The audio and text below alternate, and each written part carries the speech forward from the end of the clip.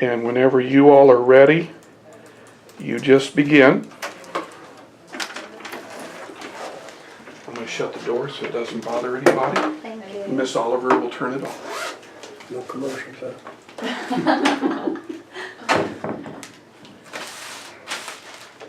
What were you saying you want to do before the video? Oh, I was only saying that I got kind of a touch of allergies. I think my voice will do real good. So I hope it'll be clear enough that I may have to take a drink of water or so. Sounds good.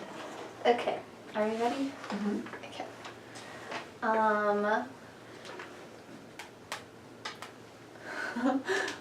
What's your name, your last name, and please spell it. Okay, my last name is Hasenbeck. Hasenbeck.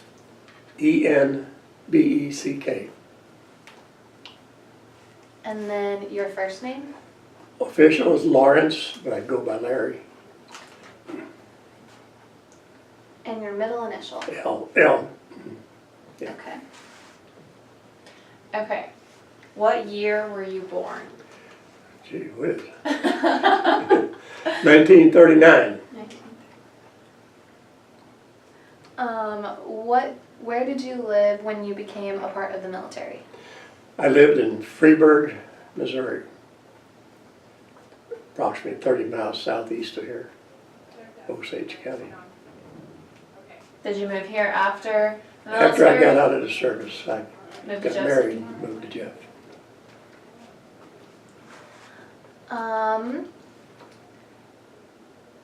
If you graduated from high school, what year of school did you graduate from, and what year? Well, I graduated from Fatima High School in Westphalia.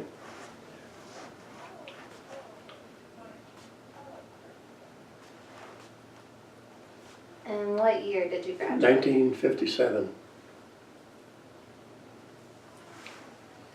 When you were in high school, did you ever believe that you would be a part of the military? Yes. And do I have time to go into a little detail? Yeah, of course. And in 1957, there was what was called the draft. Mm-hmm. It was still in place. You know, it was very much used during World War II, Korea. And so every 18-year-old male had to register with the county draft board, which in my case would have been over at Lynn, Missouri. And you were assigned a number. And as the military needed people, they would notify the draft boards in the various counties. And when your number was called, you went in. That was it, you were drafted. And only the Army was doing that, not Air Force, Marines, or Navy, only the Army. Well, my number, because of friends I knew who were called up, my number was coming close. So I knew I was going to be going in. Mm-hmm. So rather than be drafted into the Army, I enlisted in the Air Force because I wanted to do that more than I did Army type of stuff. So yes, I knew I was going to go into the service, and I made it so that I could choose what branch it was by not waiting to be drafted. What part of that, what interested in you? What was that like? Air Force? Yeah. I was thinking about after the military, the education you could get in the Air Force, the type of training that they offered were much more technical and things that were much more applicable after you get out of life, out of the military. You know, somebody's got to do the fighting. I'm not downplaying that at all. But there is life after military if you're fortunate. And so I wanted to try to learn something that I could use after I got out of the service. And I just thought the Air Force would offer the best opportunity. And I'll go on to tell you that the reason I didn't take the Navy, it just blew my mind. The Navy has no pockets in their pants, and I could not imagine a uniform with no pockets. So that kept me from going in the Navy. Maybe I should tell our recruiting officer that. He might get more recruits.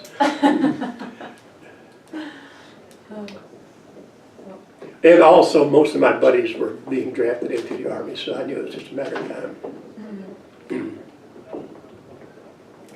What branch of service were you part of? So the Air Force? Air Force, okay. All Air Force enlistees, we weren't drafted, we were enlisted, go to San Antonio, Texas for boot camp. Okay. Everybody. Now the Army and the Navy and the Marines have got different places, but all Air Force goes to Lackland Air Force Base in San Antonio, Texas. I went there for 12 weeks, took boot camp. After that, I shipped out to Amarillo, Texas, to go to technical school. And spent 12 weeks of schooling up there, and I graduated with a degree from there as a supply specialist. However, my specialist part was in aircraft maintenance.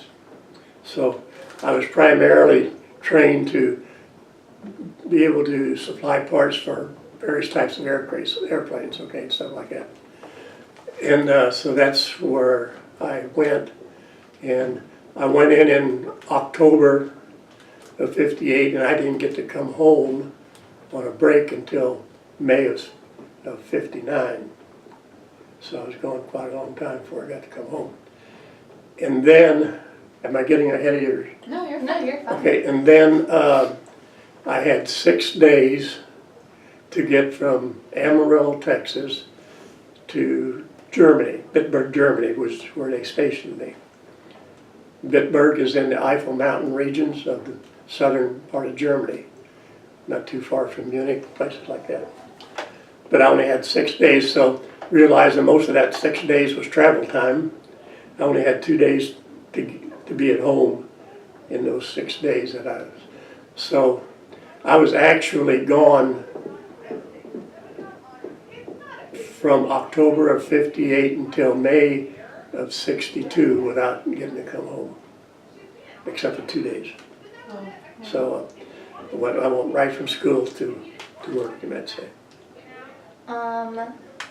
How did you get into the service? You said you were drafted? No, I enlisted. Enlisted. Yeah. Big difference, like I said, if you're drafted, you pretty much are going to go into the Army, that's a given. But with the enlisted, by enlisting, you could enlist in whatever branch you wanted as a service. I was assigned to the 36th Tactical Fighter Wing in Bitburg, Germany. The Air Force has got various types of branches of it. One is Strategic Air Command, SAC. One is Tactical Air Command, TAC. And then they got what they call MATS, MATS, which is Materiel Air Force Transport Services. SAC does the big long-range B-52 bombing and stuff like that. They fly their big planes like over the North Pole to get to Russia if they need to. And this is during the Cold War period, okay? Tactical Air Command is more of a fighter plane that carries weapons, a lot of weapons, bombs, etc., rockets, and machine guns. And it's used to primarily attack other airplanes on the enemy side and military bases and things like that. And I was in Tactical Air Command, not Strategic Air Command. Okay. And by our airplanes for where I was at in Bitburg, Germany, we were 15 minutes by air to the Russian border, so we were pretty close to Russia. And with the Cold War, it was very, very tense. We had missile squadrons that our missiles were on the ready all the time. We had mobile launchers that were on trucks so that they couldn't be destroyed because they were fixed in one place all the time. And we had many, many alerts, which is where, like in the middle of the night, the base commander, we had different kind of alerts, but one of them would be like a ORI, an operational readiness. That's where everybody who had a pre-assigned duty went to that post to do it.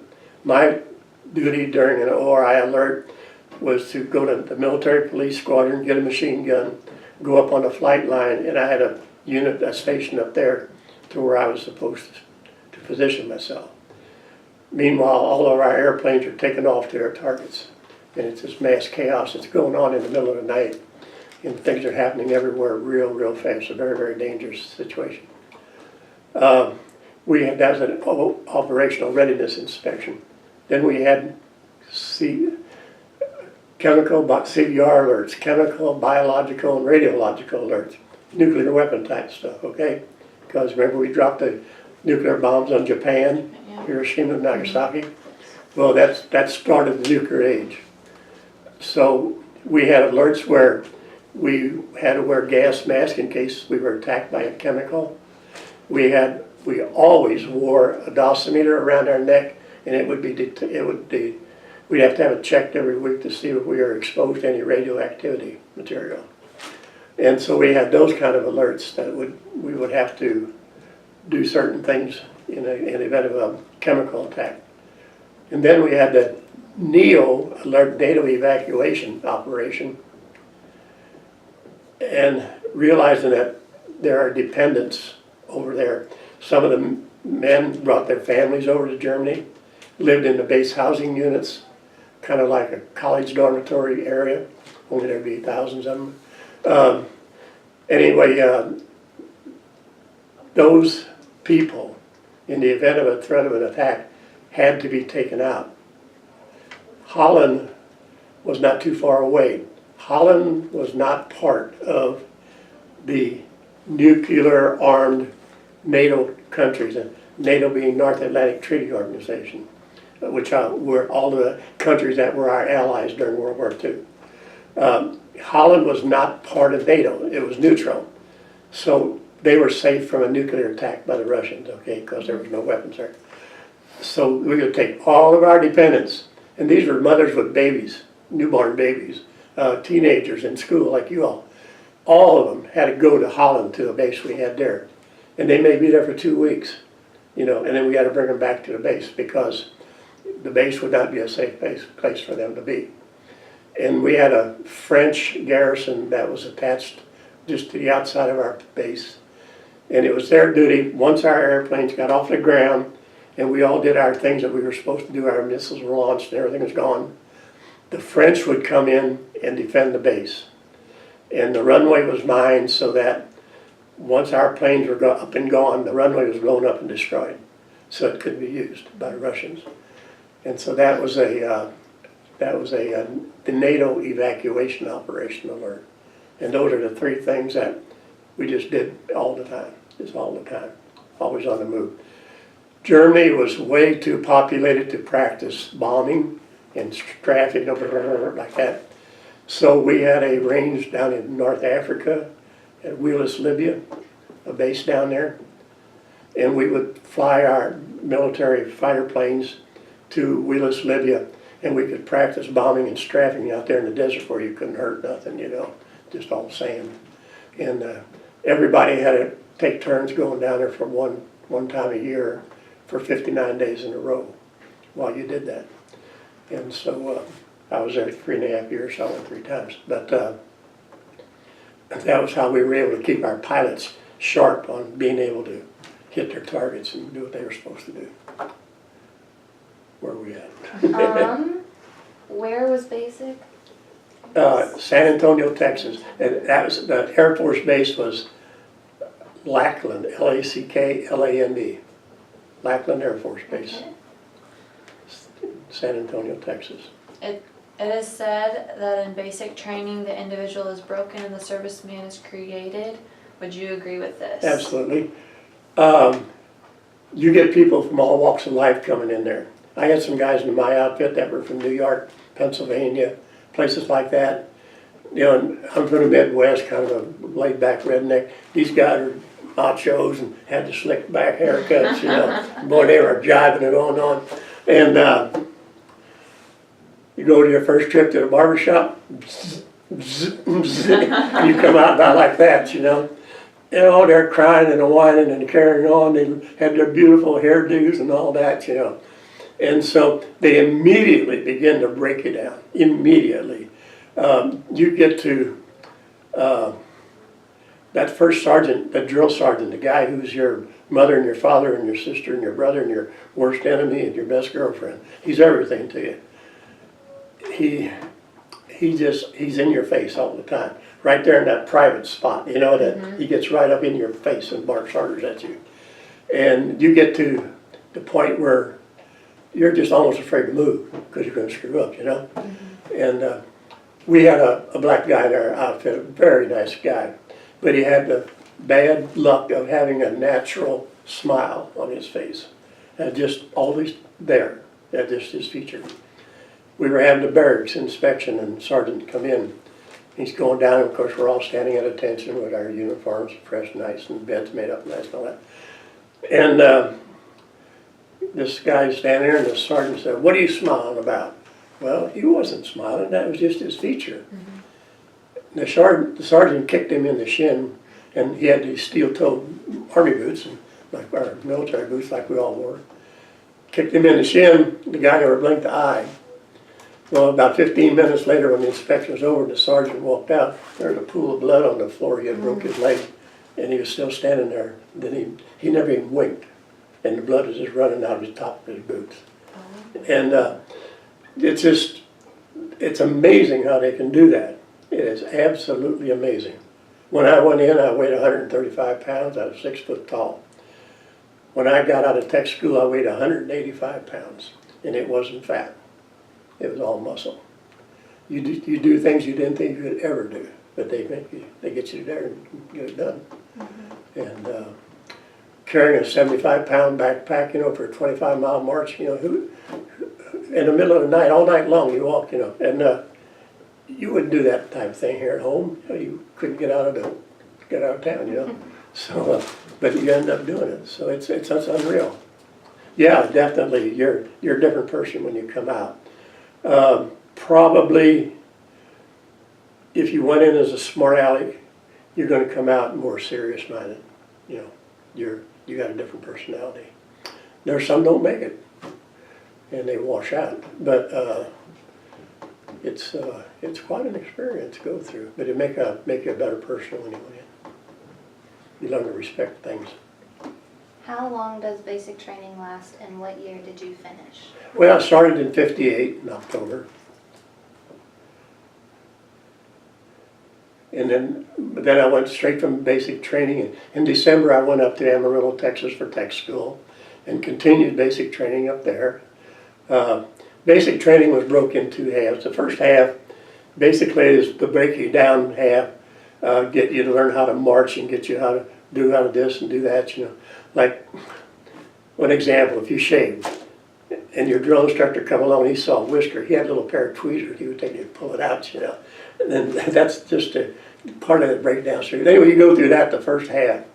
And then the second half, you get out on the range, you start firing weapons, tear gas and things like that, parachute jumps, just the more action military type of things. And that's the second half. And I finished that along with, I'd go to tech school in Amarillo starting in December. We'd go to school from 6 in the morning until noon, and then we'd get time to go eat, and then right after about a half-hour lunch, we would go into the second half of our boot camp until 5 o'clock in the evening. So I had part of boot camp in San Antonio, Texas, and part of boot camp in Amarillo, Texas. Basic training was over. Did you have a chance to go home, or did you immediately? 2 days. 2 days. My orders had me to report, and oh man, I rush, get home, okay? Spent 2 days, I'm not engaged, I'm not attached to anybody. Well, in fact, I didn't mention when I enlisted, went to the recruiting office and took the entrance exam one day at noon when I was still a civilian, and I passed it, and I didn't tell nobody. And I come home on Sunday evening, and my wife said, my mother said, "Who's Sergeant so-and-so?" I said, "Why? You have to be at the train station tomorrow morning in Jeff City. You're leaving to go to the Air Force." Well, he told me he'd give me a month's notice. And he didn't. But anyway, your question again was? how long did I get to stay home? Well, here again, I had 6 days to get from Amarillo, Texas to Bitburg, Germany. Right. 2 days travel time on both ends, give me 2 days at home. And when I got there, when I got to Bitburg, I checked in at the squadron, Airman 3rd Class Hasenbeck reporting for duty, sir. What are you doing here already? I said, what do you mean already? You're not due here for a month yet. Good Lord, you know, I've been running like crazy just to make it here, you know? And somebody messed up somewhere. Really? Do you agree that you were put in the right position when you were sent off for advanced training? Yeah, I was satisfied with what I did in the service. I liked it.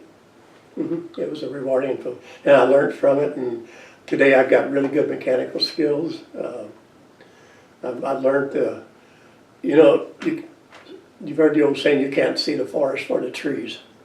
I learned to take, if you got a problem and it just seemed to overwhelm you, learn how to break it down.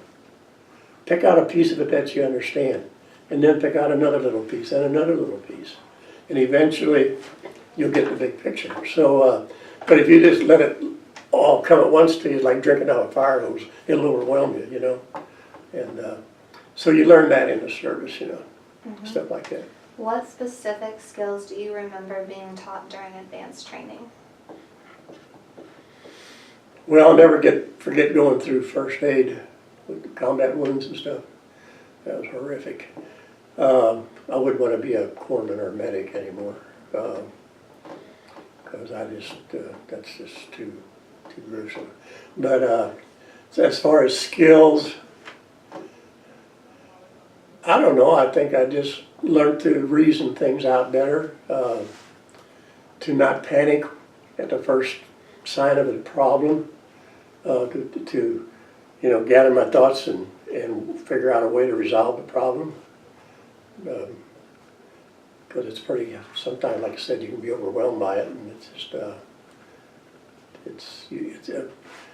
military is a place where it's kind of like you only get one chance a lot of times.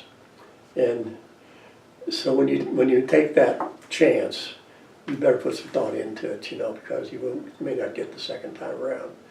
And so it just gives you a different way of looking at life. It just, you don't immediately, I don't like this or I don't like that. You know, think about it, analyze it, and look at the big picture, see how it all fits in.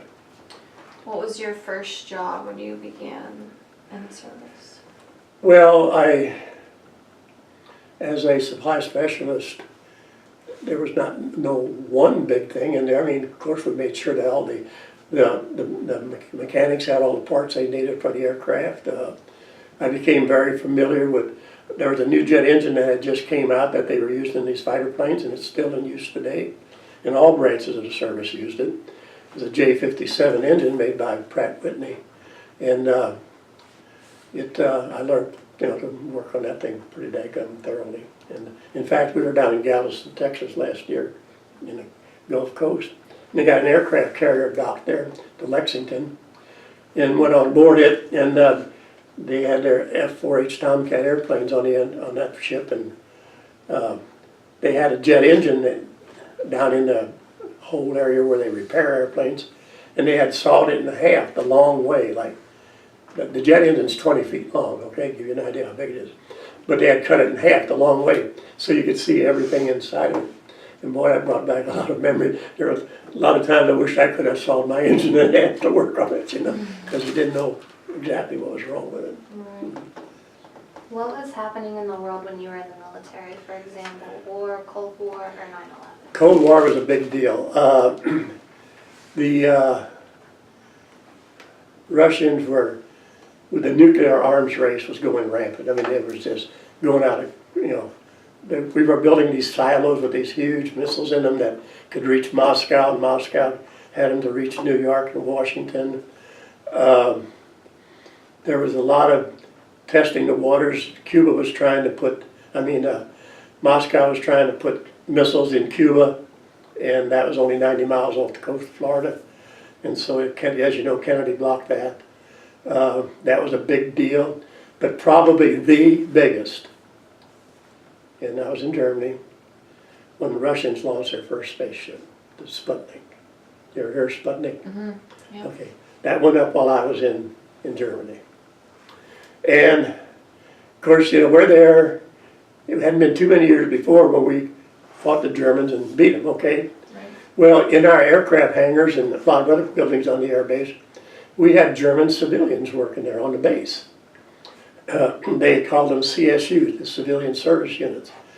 They wore uniforms, but they had no weapons of any kind.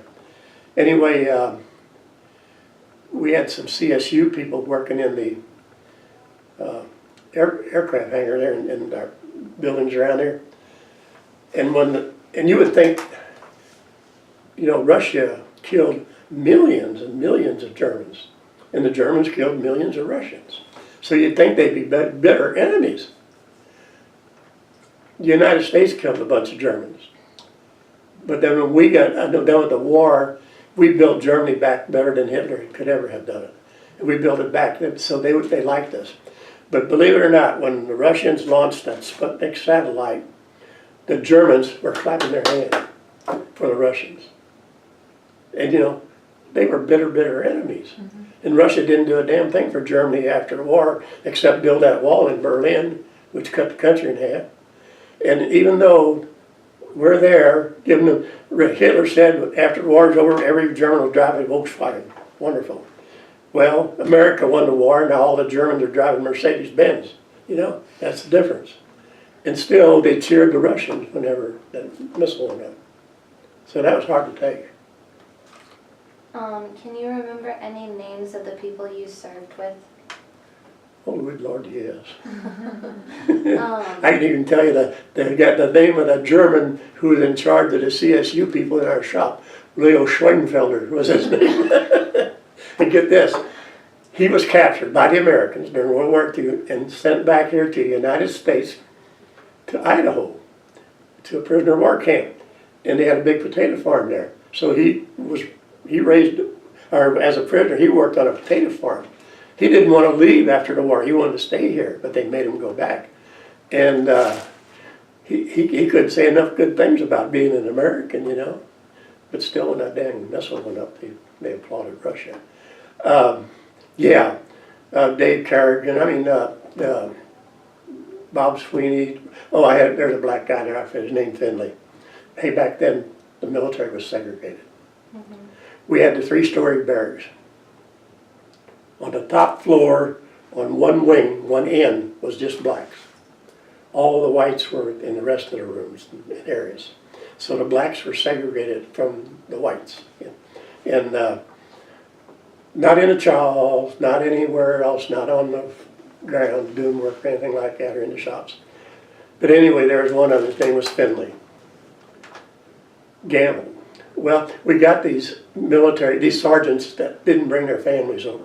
They lived in the barracks too, instead of in the housing area with their family. Well, these sergeants, on payday night, we got paid twice a month. Got paid in cash all the time. They would have poker games down in the barracks. And they were con artists, and they could clean your two weeks pay out of you in 10 minutes time, you know. Well, Finley was a glutton. I mean, he would just go down there week at the payday after payday, and the next morning he didn't have any money. And I said, Finley, give me half of your damn paycheck before you leave the payroom. And so he started doing that. And he gave me, of course we got paid in cash, he gave me half of his money before he even left pay call. Well, that night he'd go to this card game like he would do every other week. Midnight, here he come. I need money. I'm on a roll, man. I need money. Get out of here, Finley. I'm not giving you any money. And he would threaten to kill me, sue me, do everything, kick the door in, and be this madder than hell. But I wouldn't give him his money. Boy, the morning come by, oh, thank you for not giving me the money, you know. But that was Finley. I never forget him. There was a bunch of them. There's just a bunch of good old guys. There was one guy named Willie. He was from Virginia, West Virginia, worked in a coal mining town. Talked so soft you couldn't hear him. I said, Willie, why don't you talk louder? Well, we ain't allowed to at home. I said, why? Well, there was 13 of us in our family, and we weren't allowed to talk loud. And you could call down to the theater to see what movie was playing on the base, you know, and it'd be a recording. after 3 years of doing it, every time Willie would call down, he'd hang up, he'd say, "Thank you, ma'am." And it was a recording every time, you know. But he never did figure out that he was talking to a machine instead of a real voice. He'd say, "Thank you, ma'am." And one hell, he's up at Klamath Falls, Oregon now, still communicate with him. Yeah, I know a lot of the guys from back then. Oh, I gotta tell you a sad story. You want to hear it? Sure. Dave Fash, real good friend of mine, from Indiana. Squeaky clean airman. I mean, he's a poster board airman. Never had a wrinkle in his uniform, hair groomed nice, squeaky clean. But he was what we would refer to as, well, he was kind of a gung-ho guy, you know? And we were both getting ready to get out, ship out. And he thought, he said, "Larry, I want to ask you a question." He said, "I'm thinking about going to Officers Candidate School to become an officer." And he said, "What do you think about it?" And I looked him right in the eye and I said, "Dave, if you was an officer, I wouldn't want to be in your outfit." "Well, why not?" I said, "You're too chicken," you know what I mean? "Oh, you know, you're right." And he never went off to Officers Candidate School. I got home about a month before he did. He come out to see me. We went down to Rollin and had a few beers, too many. And anyway, about a month went by, got a call from his mother. Dave was he had taken his girlfriend home from a date, and he was, I guess, late at night, and an 18-wheeler had pulled out from a truck stop rest area, and he drove right up under the back end of it and decapitated himself. He was killed. And I live with that today, you know. Had I told him to go to OCS, it might not have ever happened, you know. So I'll take that one to the grave with me. Okay, How long did you serve in the military? 6 years. Okay. What was the reason for you to get out? Girls.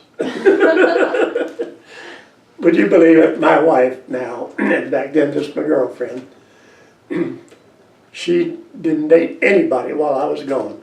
She was from my same hometown. We were friends all through school, grade school, high school. She was 2 years younger than I. And how's our time running? Good. When I was in Germany in 1960, I traveled a lot. I could go places. Our squadron commander was a command pilot. That meant he could fly any plane we had on the base. So when he was taking a cargo plane to keep practice in, to learn to keep his skills sharp, he would just put a note on a bulletin board, say, "I'm going up to Copenhagen," or I'm going to Antwerp, Belgium, or "I'm going to Paris. Anybody want to ride along? I'll take you up Friday night and bring you back Sunday night." Well, I used to go to Antwerp, Belgium quite a bit because it's a good place to go. Well, Antwerp, Belgium is where practically all the diamonds that are mined in Africa come to Europe. And they're brought there to be graded and put out on the worldwide market to be sold. Well, you could go out on a ship at Antwerp and buy cut diamonds that were not yet set in a stone, in a ring, and not have to pay taxes on them because they were not in a country yet. They were out there on the ship. So I went up to Antwerp on a trip. I went out on that ship and I bought 11 diamond stones.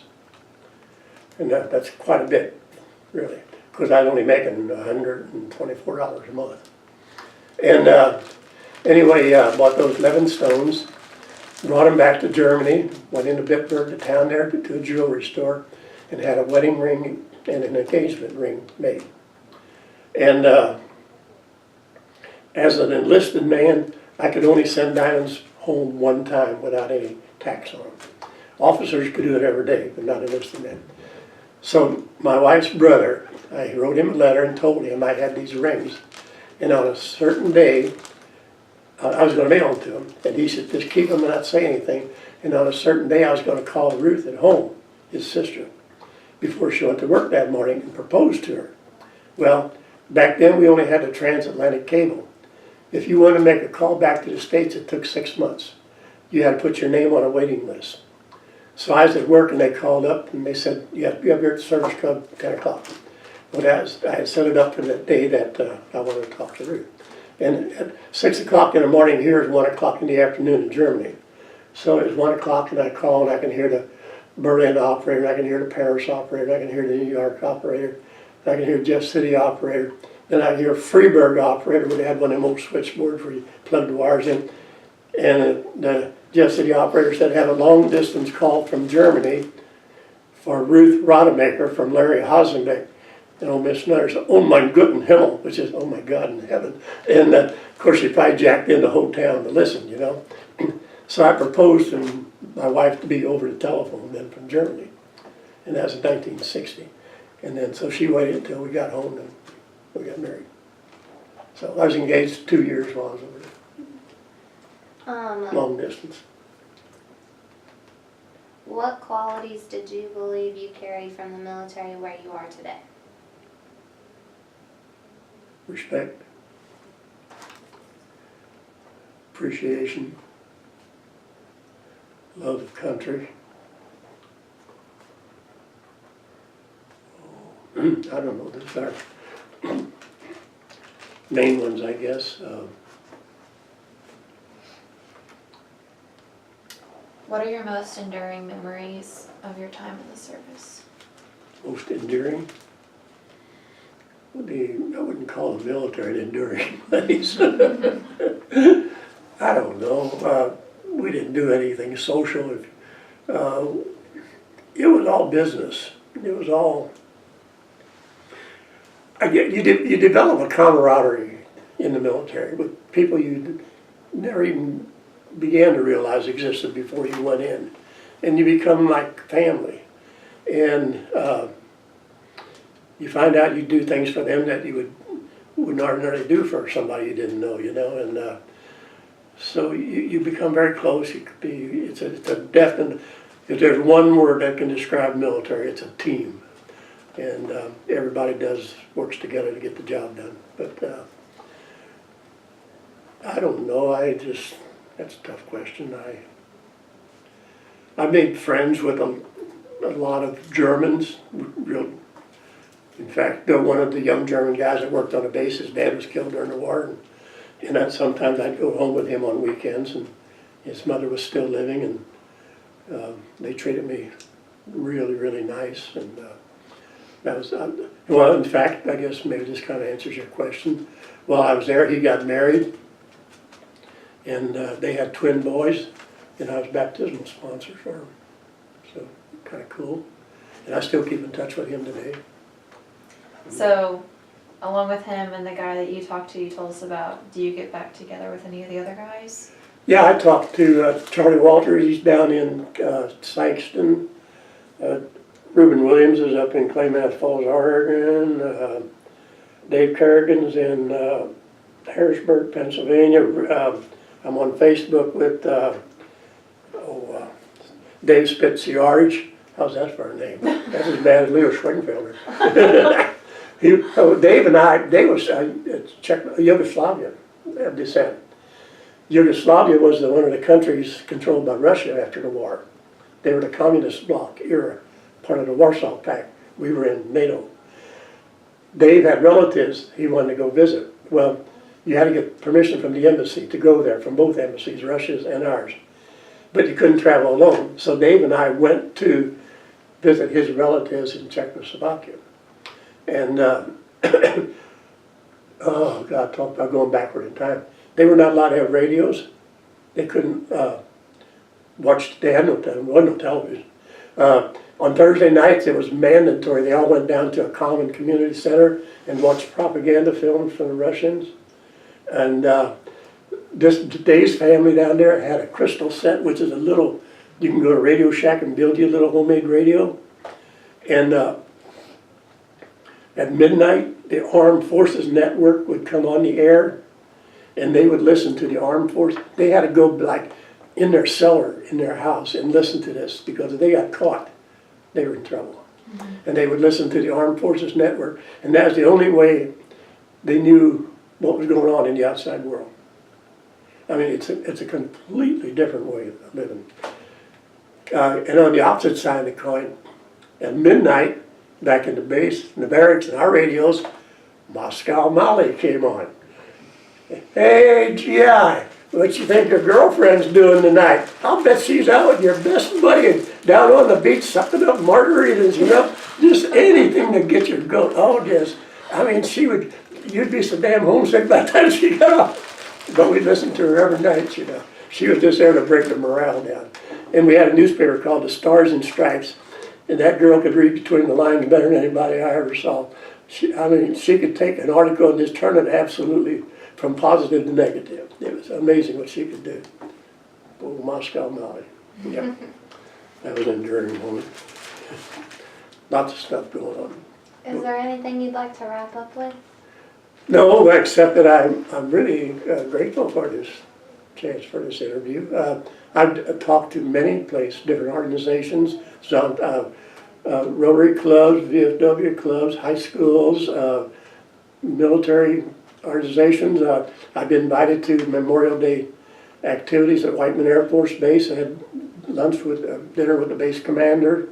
Got to go into a missile tube, a B-2 bomber, do all them sorts of things. But I need to tell you this.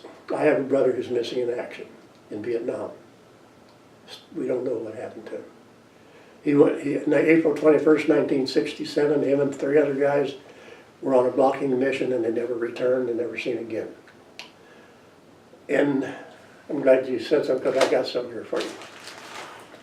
This book was put together by the POW MIA Museum staff in St. Louis, Missouri at the Jefferson Barracks, which is a military barracks Prisoners of funeral. war. Okay, good. Well, there's a MIA museum there, POW MIA. This book was called Never Forgotten, POW MIAs, written by Nancy Paulette and illustrated. These drawings are by a guy named Paul Dillon, and I know both of them personally. I'm on the board down there. Okay, in the back. Have you ever seen or heard people wearing these bracelets? Yeah, a girl I work with has one on. That's my brother there, Paul A. Hasenbeck. That's, Do you have one? oh yes, You I wear got it? several of them. Bernie Flossmeyer, his brother's a very good friend of mine. We do everything together. He was a Marine pilot, shot down over Vietnam, never recovered. Captain John Clark, shot down, Marine pilot over Vietnam, was held a prisoner of war for 5 years in Hanoi and escaped. He lives in Colombia now, good personal, good friend. I know all 3 of these guys. I went to school with Bernie. Paul was a lot younger than me. But anyway, this book that was very, very nice of them to put those in there for our family. But anyway, that's what this book is. And it's got different stories about different parts of wars. And what I took the liberty to do, now Paul Dillon had already signed it here, okay? He's the director of the POWMIA Museum in St. Louis. But I wrote on here, presented to Elias Catholic High School by the American Legion, Paul A. Hasenbeck, Post 317 in Freeburg. The American Legion post in Freeburg renamed their post after my brother. It's now known as the Paul A. Hasenbeck Post 317. And then I signed it, Larry Hasenbeck. And I'd like to give that to the school. And I'd like for you girls to do that. Could you do that? Yeah. Wonderful. So that can go into your library then with any other of your books that have to do with military stuff. So, yeah, I'm good. You okay? Yeah. Good. I'll go get Miss Oliver. Miss Oliver, can you stop it for us?